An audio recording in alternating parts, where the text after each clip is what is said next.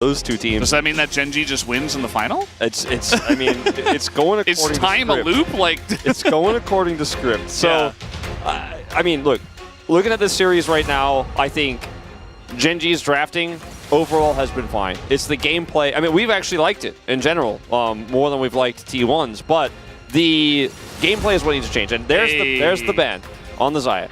Not going to be playing it here in this fourth game. Like this adaptation, this means the Kai'Sa ban will come through. They were just so confident playing the Xayah into the Kai'Sa that they just, every time the Xayah was open, they were like, we're just going to leave the Kai'Sa for you and see if you pick it up. They won't give Gen G that opportunity this time. And FaZe, we'll see what he decides to play here, because obviously the Aphelios, we did see earlier on in the series, he's very good at that. It's a very comfortable pick for him. The Zeri, though, even though it's still available here, I'm a little bit concerned about. Now, the Poppy ban towards Oner, I think, is very warranted. He and Peanut are our best Poppy players. It would be shocking if that was ever left through in any of these drafts. Let's see what the final ban is going to be. The Sejuani, they weren't able to get Permafrost synergy with, but one with Despite It in the last game. May just be left once again. Yeah, maybe. The Gragas comes through, so they say, hey, we want to play Jax. Will you let us? The Renekton's available, the Sejuani's available. It's a trap here for Gen G where it's like, if you pick the Sejuani, you won't get the Jax with it. If you pick the Jax, then you're not going to get the Sejuani with it, and they can play something else with Sejuani. And I think you just go Maokai, actually, as Gen G again, and Peanut doesn't make the overextension we saw from him last game. If you can keep your confidence, I think it's a pretty easy call. That's what they will do. But this does mean that Sejuani Jax is going to go over to T1, and this is, for the first time, the strongest point that Zeus has been given. Like, he's been given some good matchups here. He obviously got the counter matchup with the Gragas last time, but now he gets Jax Sejuani, what T1 wanted to get, but this time we're able to successfully get. This is like what we were setting up the entire time, like in the pre-show, what we've been talking about, the top lane pressure for Zeus. The guy is obviously really in form right now. Play around your top laner. And finally, seems like they will be given an opportunity to, as a lot of groans from the Korean caster side as Zeri is locked in, and understandably so, right? Yes, they take away the Xayah, but the Zeri hasn't looked clean either. Now, T1, they could just grab a Zir for Faker here, or they could try to get Sivir now, because I think Sivir is probably the champ you want the most here with your Jax Sejuani setup. But if you don't get it here, then it's going to get banned by Gen G, you have to imagine, and the 80 carry pool is going to get thinned out. Not really a great angle for example, the Draven here for T1. Definitely feels very risky. And they're just going to give Faker the safety of having this Azir, which he has been very good at throughout this series, as was mentioned. Ended up getting POG in that second game just because he was able to stave off so much of Chovy's pressure. They'll take away the Taliyah that he played into in game one. Then let's see if that Sivir gets banned. They take away the Lulu here first. Yeah, the Lulu has been really oppressive against Alistar lanes, especially with a relatively weak laning AD carry like Zeri, so I think that's fine. But yeah, I wouldn't mind the Sivir ban either. They could try to target the support pool further just because there is so much left available, including that Rakan that they kind of just got boomed by. So let's see where their thoughts do lie. Gonna have to agree with you there. I mean, you have, as Gen G here, a counter pick, like the Rumble is still available, and you have Rumble Maokai, so maybe that's the angle they want to take, but are we going to trust Doran on this pick right now is the real question. That's something that's yet to be seen, as the Draven will actually be banned over the Sivir, interestingly. And as much as I don't necessarily love the Braum here, Valdez, it is going to save that final pick here for Guma and keep it a bit of a mystery. Yeah, I mean, Braum can at least soak the Maokai ultimate, you know, and stand there, put the door up.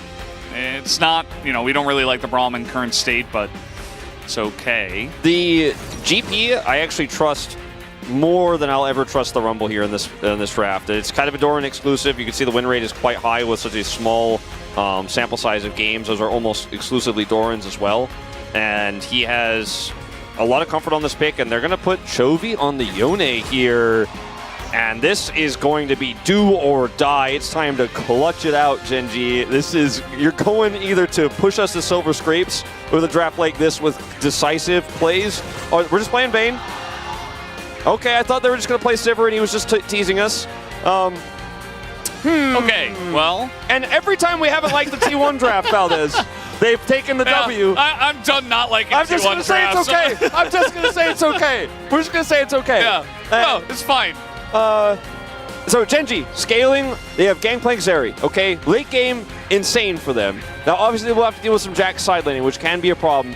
And it's Braum with the Vayne, so it's hard to snowball this lane, but it's into Alistar early game, so if there's a bit of an accident down there for Paige, like, this is a volatile matchup where the Vayne can get ahead. We saw it last time it was played by aiming. If you just start getting ahead on this Vayne, the mid game becomes so difficult to play out. Then you do eventually get to a point where later in the game, you're going to have a lot of issues against the composition of Genji. But let's see how this one plays out. For Genji, I like what they put together here. And Chovy's Yone is a pick you can always trust since that famous game against BDD, which has led to a lot of Chovy fan signs and all that. And I do think that if played correctly through the mid game, it's a better draft. But that has just not stopped T1 in this series. It just has not stopped them in this series. Yeah. Vayne is a very situational champion. Very feast or famine, as we like to say here. Yeah, I think it's an okay spot. There could be a lot of stray things that come your way with the GP if the game goes late enough, but who knows? I mean, Gumo was able to carry in Game 3. Maybe he can go ahead and do it again on the Vayne. We'll just have to wait and see as this GP comes out, the Yone as well. A lot of risks taken in this draft. Let's hop into the rift for game number 4.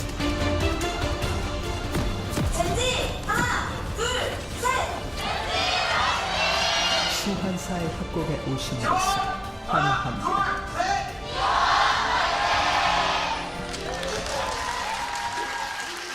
All right, off we go. And this is like, this is a game, Valdez, where you look at the players playing the champions they're playing, and you could argue perhaps Delight, you know, and Keria aren't really a huge part of this, and Oner as well, but like Zeus on Jax, Faker on Azir, Doran on Gangplank, Chovy on Yone, Pays on Zeri, which besides this series has overall been one of his best and most famous picks.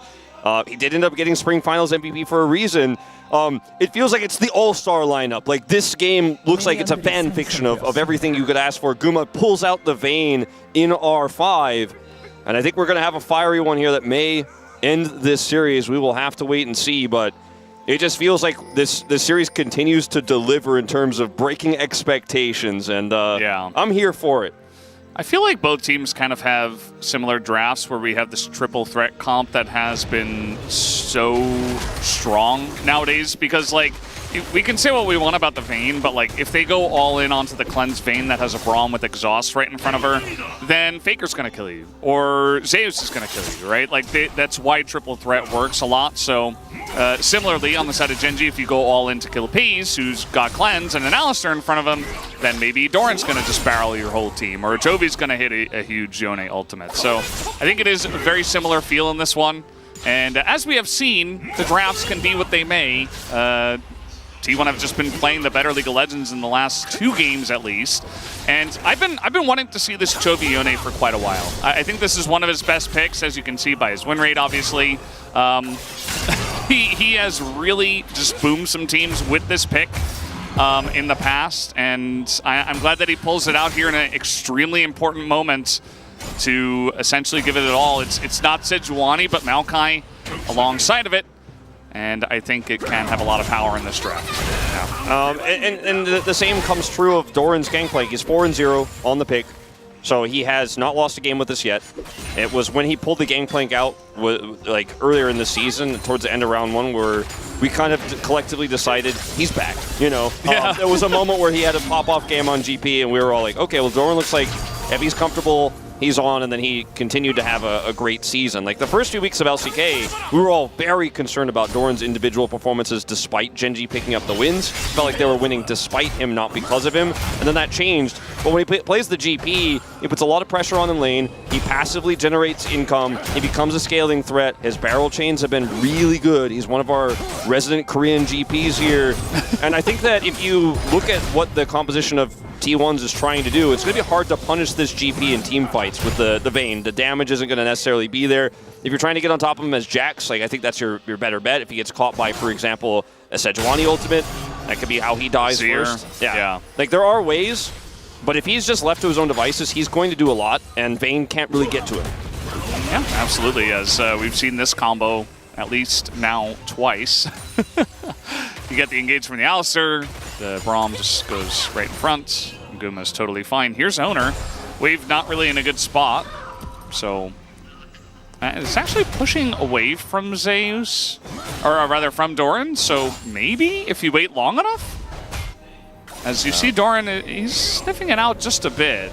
He's sitting on 2 cookies. He's going to eat one now. He can definitely stay here, but he's not going to push it out. Just going to play very passively, very safely here. Oner's going to go around here all the way. Heavy commitment, trying to kill his GP. All right, they're trying to get on in. He is going to use the apple really early on, the oranges rather. That's going to be first blood given over to Zeus.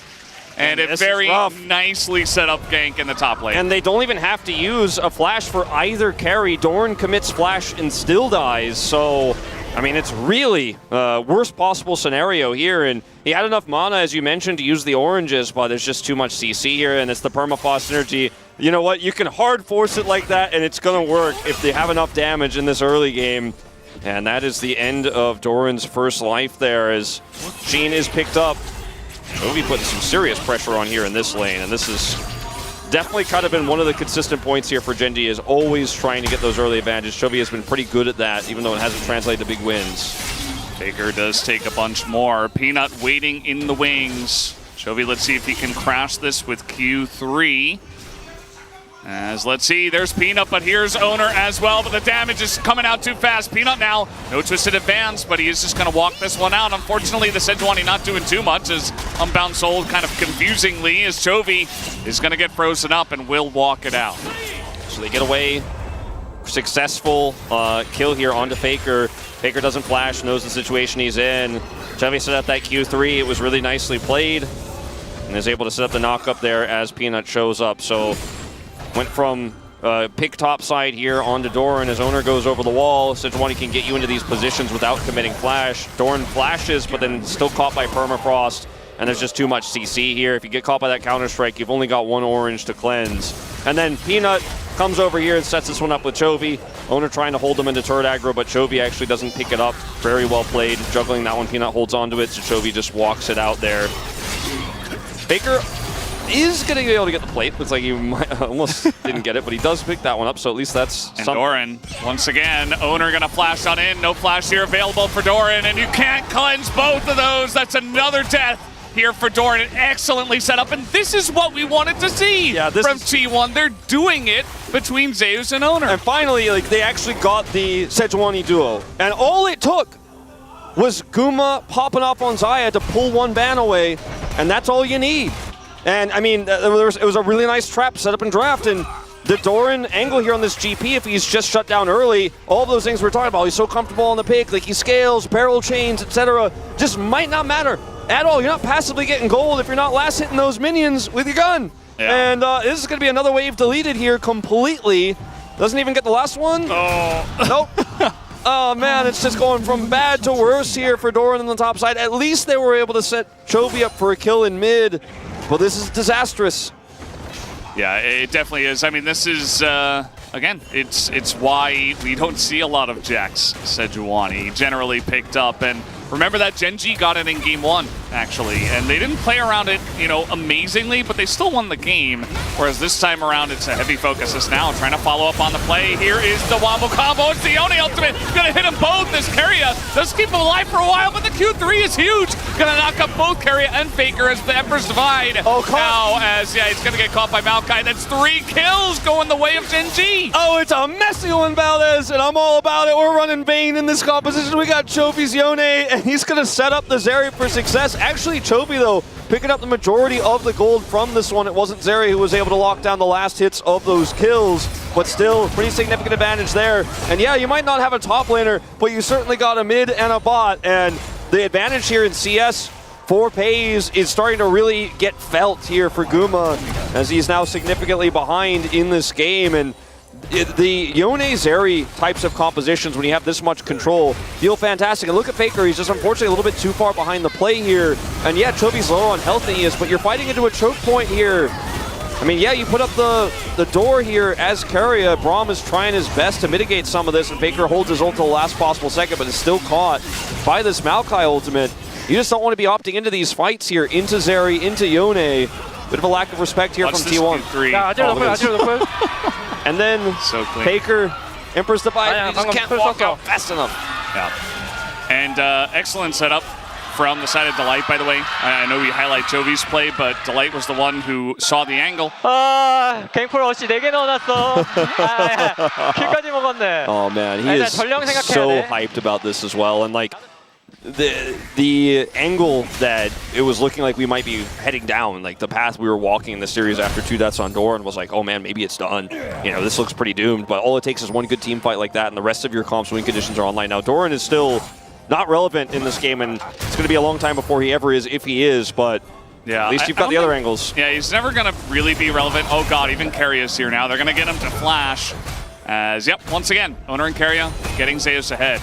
And he's never really going to be relevant in the side lane for sure. I do wonder if he can get to a spot if this game will go long enough now that the rest of the team is doing okay, to where Doran at least can like hit one barrel, one ult in a team fight, and maybe that's enough. But this is a very big Zeus problem that Doran has right now. Yeah, barrel is going to land here, and Zeus can take an extra turret shot. Peanut was in the vicinity with flash and ult, and it looked like maybe they wanted to try to come over there and punish Zeus if he wanted to be a little bit more aggressive, but he won't greed too hard. And he has picked up several plates here. I mean, he is really big. I was going to say, I'd love to see a gold lead graph here. It's 1,200, the advantage on this Jax this early.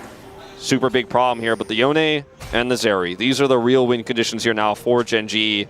Lots of threats. And Peanut on the player cam is still just loving every minute of this. Remember, it's double elimination. You lose here, it's not like your tournament life is over. You can absolutely still make that run back to the finals, but it's just a little bit of a shaky series here for Gen G, and the momentum is not in their favor, but it is in this game. Yeah, and you would have really liked to just win and get a straight ticket to the grand finals plus worlds, right? Like, that's really, really nice. So you don't lose too much, but you also have a lot to gain from actually winning. So yeah, definitely a lot of stakes here for both teams. Essence Reaver's picked up for Doran now, so it's the first step to trying to be a champion in this game.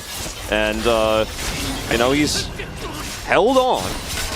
Obviously, looking for a little bit more money, a little bit more relevancy. He's just going to sit there under the turret for a little bit longer. Pei's going to grab some additional plate gold down here, bottom side. And Gen G really having some of their very critical pieces advanced very early. T1, the Vayne issue in team fights we talked about in the draft, you know, potentially valuable she could or could not be if she snowballs, etc. Not relevant in this early game right now, but that doesn't necessarily mean that she's going to be a nothing champ in this game. We have to wait until we see real 5v5 fights like the one that Gen G just crushed there again, where everybody is set up on the side of T1. So they have Rift Herald, but they don't even need to use it in the top lane. Oner shows himself on a ward, but he's like, well, I'm just going to hold on to this Rift Herald. I mean, you have the turret already. Just my presence here is enough for Doran to have to back off the lane and for Zeus to take an entire turret by himself, First plus turret, all 5 turret plates. So this guy already, you can see 2.4 thousand gold ahead as Gen G, they're going to take an Ocean Drake, but guys, your top lane is kind of it's kind of in a rough spot here, as it will just get the crash on the inner. Yeah, and Chovy's going to respect this and teleport in. They still get the dragon. So 2 Drake lead here. It's Chemtech Soul again. So not feeling great about this 2 Drake lead, unfortunately, for Gen G, but it's feeling pretty good about almost everything else. And Chovy, he teleports over there. It's going to be down teleport now for... Okay. He's very far down the lane as the flash comes in, and Faker's in a lot of trouble. Has flash himself. I don't think he's going to even bother to use it, as just throws up a bunch of soldiers. But that's another kill given over to Chovy, who is 3-0 now on his Yone. It's reminiscent of Game 1, that kill onto Faker where he was greeting for plates in a similar situation, and you could see how quickly Faker reacted and how much of a leash he gave himself there, obviously, to slide back into position there to the Sand Soldier, but still, there's just too much to lock him down. He knows he's dead, doesn't even flash, and he's greeting super hard. That's another kill going over to Chovy, and it's a lot of map control that T1 are going to potentially lose, just like we saw in Game 1. So, you know, again, Doran, not relevant, but everyone else so relevant that you start to wonder who's really ahead in this game. And I think it's like, do you believe in the side lane condition of this Jax? Do you believe that that's going to get the Vayne and the Azir into a late game win condition? is really what you're asking yourself right now if you're a T1 fan, because the Fed Yone is a big problem, and Doran will eventually still be somewhat relevant later on in the game, and they have great engage. They have a Maokai and a Yone, and they have this Zeri that's also significantly ahead. So Faker here thought he could just dash his way out of this one. Set up the Sand Soldiers to get out. Delight here, though, just knocks him away from turret, and then there's just so much damage. Not going to commit the flash. If he flashes Delight's knock up there, maybe he gets out, but really tough position. Delight just had his number on that one. Yeah, probably should have flashed it, but hindsight is 20/20. As nice to set up gank there from Gen G. But again, we're in a state where, as you mentioned, it's very unbalanced, like where your leads are, right? So you got the Sione, you got the Jax. Who is going to be able to play to those win conditions, I think, and who's going to execute better with what they're given is really what it's going to come down to, right? We've talked a bit about the drafts, but it hasn't always come to fruition. Sometimes it's just about who's playing better League of Legends, as Doran is trying to match here against Faker, which is pretty okay. Although the Crown definitely the right choice here for Faker, by the way, because yeah, you can get it poked down, but you're going to be denying huge barrels, huge Yone engages. Even the Zeri is going to struggle to take that down. Not a lot of range here on the side of Gen G, so you need good choice. Yeah, you need to be able to have really strong engages as the Azir, and the Crown is probably just going to guarantee that happens every time. You follow up on Oner's ult as well. Is this Rift Herald fight here? T1 not fully set up. Zeus coming down now, and Chovy's going to have to go back to that. Zeus could find an angle potentially. He could. He's thinking about it. He is going to get knocked back here by Peanut, who keeps Chovy safe, but 5 members at T1 just trying to zone them in the choke. They want to take down this objective as the smite will go over to Oner. The engage now from Delight, rather, is pretty good, but Paige is getting low, and he just gets popped by Zeus, who gets to that backline. But look at Chovy as well. Is doing incredible damage on Aguma, takes him down as the carries are really going 1-for-1 here, but still T1 on the chase. They have Zeus, they have Faker, who did use his ultimate, and Delight looks like he will have to sacrifice to get out of this one. So T1 Chovy, though, trying to get Chovy here. That's a big shutdown if they could, but they're not going to be able to lock down the Yone. Okay, he gets out with the Q3, dashes his way through. Doran here going to get a demolished proc, but isn't going to be able to pick up any gold here. It's 16 minutes into the game, but still going to delete some minions away from T1, so that's one good aspect of this lost team fight here for Gen G. T1 win the fight, grab the Herald, and it was a really nice start off by Zeus. He wraps his way around, and Chovy unbinding early looked really scary there. Like, oh man, this Jax is going to get him, but Peanut actually outplays it and hits him there with the Bramble Smash. So watch this passage of play here as Chovy unbinds, and then Peanut actually smashes Zeus away. Actually really important here, and then the ult goes off, which keeps T1 at bay. The Paze's ultimate here really hits nobody, and even though he's able to avoid the Emperor's Divide here, Gen G are just fighting into this choke point where it's literally a fanned out composition of T1, and Zeus once again gets into position, and even though Chovy's here to do some really big damage, there's just not enough damage once Zeri's gone, and you're still a ranged champion who's relying on your kit. You're not going to have that damage output, unfortunately, that a enemy Azir and a Fed Jax are going to have. Yeah, and Doran, you know, not really a factor yet. He's just kind of pushing mid, not really able to help, as, you know, he doesn't quite have that damage. And the second the Zeri's gone, as you mentioned, and Yone's just out of the fight, you don't really have any follow-up. So even though Guma goes down, Faker and Zeus able to get the job done. Now, game is still very close. You can see here, especially with the Chemtech Soul, and, you know, T1 are slightly ahead, and they are going to try to take out this mid-tier 1 with the Rift Herald. Might just barely be able to, able to get across the line there. Yeah, so picking up some more gold here now, trying to maybe set up for this Soul Point fight. Not, again, very critical for this comp. I mean, Bane's one of the better champions to get it. Jax as well, I guess, you know, if you get that soul. But they don't have any dragons, so they're just getting the individual healing and shielding power and tenacity. Gen G looking to force this. Yep. We will have a fight. Both teams declare as Zeus has a Mega Cone. He's got an angle. I think he's spotted just barely on the end of that. As in he goes. The spite is early from the side of Peanut. It goes to T1. Big knockups coming in now, but a lot of low health bars here on the side of Gen G. As Chovy has to ult away. He is not going to be able to follow up on that initial engage. As now Delight slowed down pretty low. T1, they get the objective. Looks like they don't want to chase on this fight. Yeah, Baron's not up for another 90 seconds here too, so it's not like Gen G backing off here is going to cost them any sort of big objective, but the Dragon goes T1's way, and that Blast Cone engage from Zeus was pretty cool. He also is able to just narrowly avoid, I believe, the Nature's Grasp there from Peanut as well. So he gets into the backline. I think ultimately that's really why this fight goes so swimmingly here for T1. And with the big stun coming through, I mean, Delight takes almost all of his health instantly, and then they just know they can't win this longer fight. Doran is not a factor. As you mentioned in the last fight, he's still not a factor in this one either. And the Cannon Barrage is kind of tickling T1 as they are able to push Gen.G away. And you're fighting towards the Vayne. Like, that's the cool thing about the Vayne in this comp, is when Yone is your only fed carry. I mean, you have Zeri, obviously, but she's very fragile. You're kind of walking into the low-range Vayne, and she's very happy to accept that challenge in fights like this. It's part of the reason why you picked the Vayne in this one. It's such a low-range comp from the side of Gen.G. You're going to have a lot of targets to chase, potentially, as what is going on here. Chovy miles down the lane, but it doesn't look like Zeus is going to commit, as he doesn't quite have the support nor the vision. And he doesn't want to throw away his gigantic bounty he's got on his head now that he's 4-0.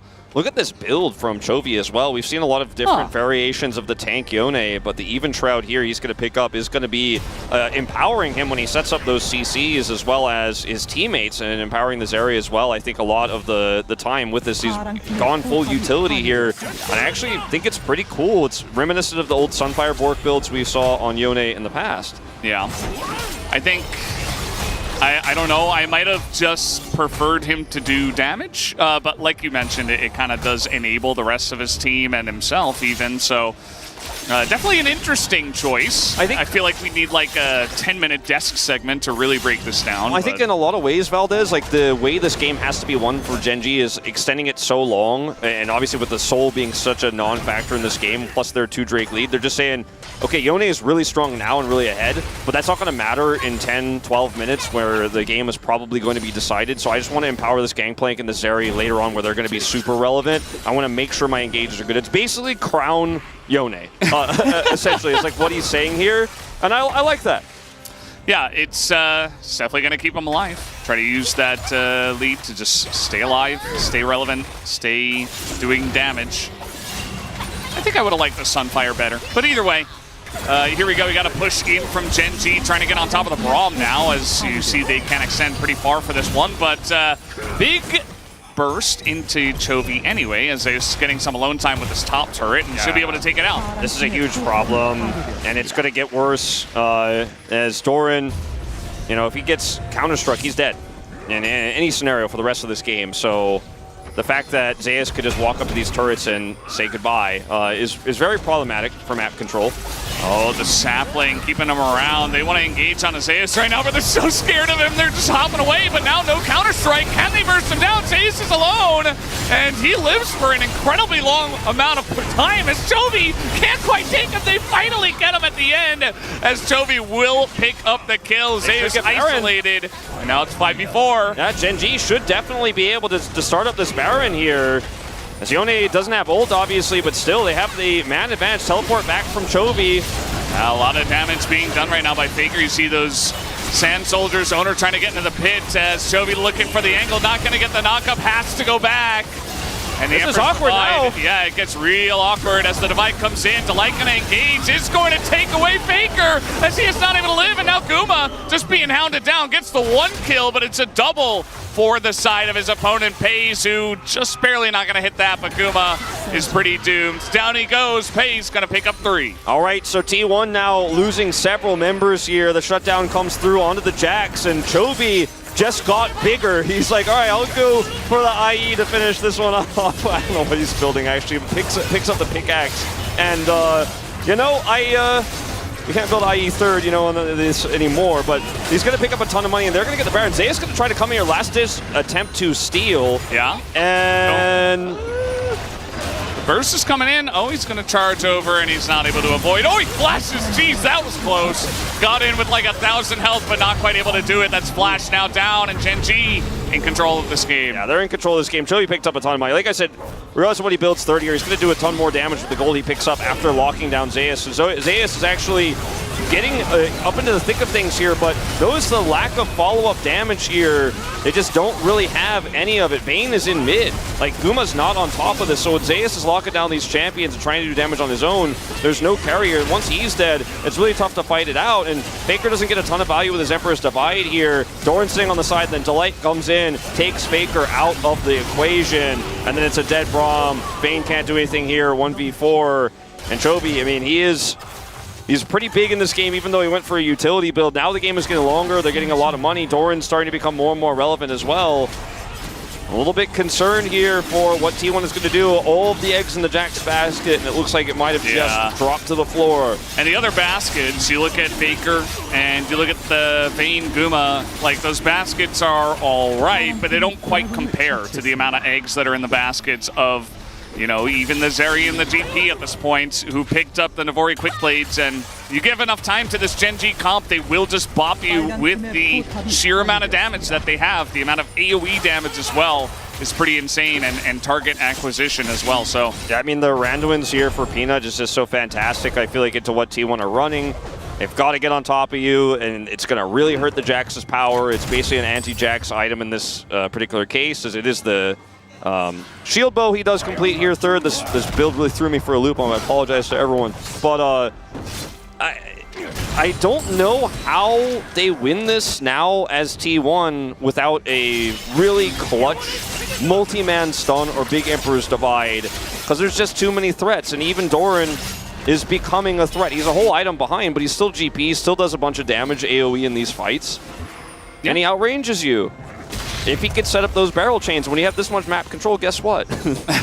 You know, you're going to have those barrels down. yeah, no, they are, and I think Zeus is just the one threat they have. He gets Zhonya's third, and Gen G are just ignoring him. They have the Baron buff, they go top, and this is the triple threat right here. There's no tanks with this at all. It's just Chovy, Doran, and Pays moving forward, taking a turret, as T1 cannot match this.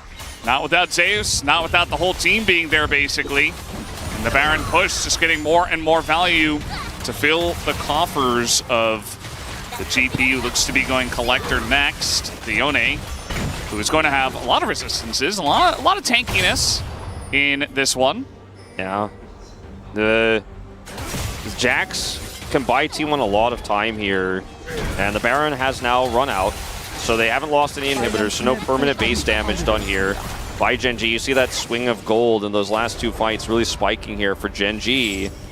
Looks like Doran will not be able to stop this back here, but he actually lurks. He is a bit of a lurker, but we do have Pays down here, and Peanut is here, but Zeus just kind of following his prey at this moment in time, as Peanut is going to come on down, but the TP is in position. Now Doran's just going to have to flash. We got TP coming in here from Chovy, as he's like, oh God, get me out of here. I didn't want to join in on this. I didn't ask for any of this. Is Peanut just going to dab his way out? Very, very strange exchange down here on the bottom side, but Zeus, just by standing in a brush, actually gets T1 into a pretty nice spot here on the bottom side of the map. Get the Yone ult out, get Doran's flash out. You can see that, you know, Doran's actually a level up, actually, with all the time he's been given in this game, as well as all the kills he picked up. Like, he's picked up a decent amount of experience, right, despite being so far behind in the early game.